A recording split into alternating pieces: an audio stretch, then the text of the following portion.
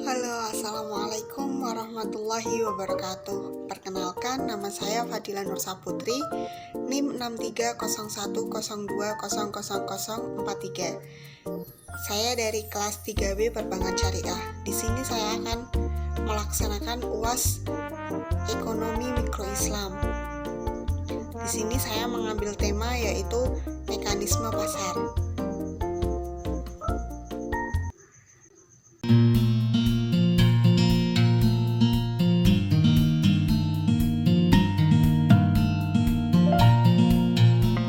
Mekanisme pasar. Pasar merupakan wadah yang disediakan untuk transaksi antara penjual dan pembeli.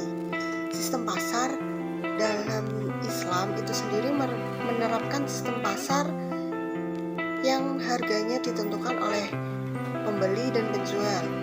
Untuk dapat melakukan kegiatan pasar yang sesuai dengan aturan Islam, maka diperlukan penerapan moral dari pelaku pasar itu sendiri. Lalu, mekanisme pasar Islami merupakan sebuah mekanisme yang bersumber dari Nabi Muhammad SAW, yang mana mekanisme pasar ini sudah ditetapkan sejak zaman Nabi dahulu.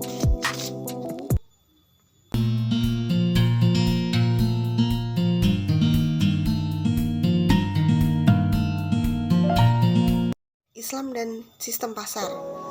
Yang pertama atau A, mekanisme pasar dalam sistem ekonomi konvensional atau dikenal dengan 3 sistem ekonomi. Yang pertama yaitu sistem ekonomi bebas. Kemudian yang kedua yaitu sistem perekonomian komunis. Yang ketiga sistem perekonomian Islam. Kemudian yang B, mekanisme pasar dalam Islam. Pada dasarnya yang diutamakan adalah kebebasan. Masyarakat dibebaskan untuk melakukan kegiatan transaksi barang dan jasa, tetapi tetap pada aturan-aturannya. Lalu, harga juga ditentukan oleh permintaan dan penawaran. Ciri khas mekanisme pasar Islami adalah yang pertama, kebebasan orang untuk keluar masuk pasar. Kemudian yang kedua, adanya informasi tentang kegiatan pasar yang cukup, tentang kekuatan pasar dan barang dagangannya. Dan kemudian yang ketiga atau terakhir, kenaikan dan penurunan harga disebabkan oleh permintaan.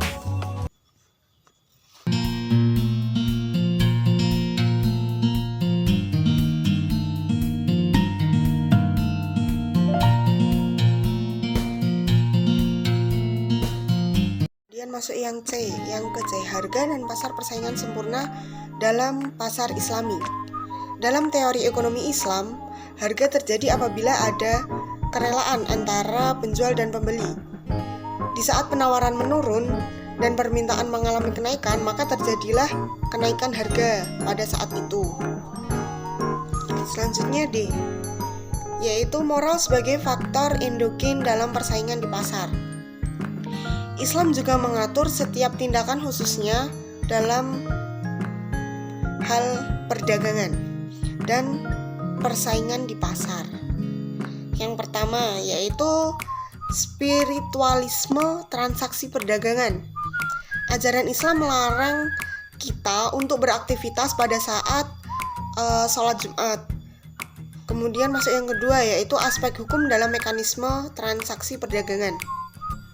Sebuah transaksi dilakukan atas dasar suka sama suka atau saling rela antara penjual dan pembeli, merelakan barangnya itu.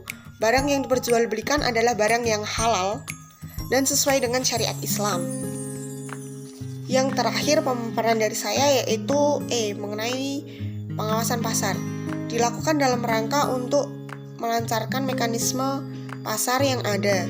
Ajaran Islam tidak hanya memberikan sejumlah perintah dan larangan, melainkan juga melakukan adanya pengawasan. Pengawasan pasar ada 2, yaitu yang pertama, pengawasan internal. Berlaku personal pada setiap diri pribadi orang masing-masing. Jadi pengawasan internal ini adalah pengawasan yang tergantung pada individu masing-masing. Yang kedua yaitu pengawasan eksternal. Pengawasan ini dilakukan oleh Hisbah. Hisbah adalah petugas yang bertugas mengawasi pasar serta tingkah laku masyarakat melalui al-hisbah. Negara mengawasi melalui al-hisbah ini. Negara menggunakan lembaga ini untuk mengontrol kondisi sosial ekonomi secara komprehensif atas kegiatan perdagangan dan praktik-praktik ekonomi yang ada di pasaran saat ini.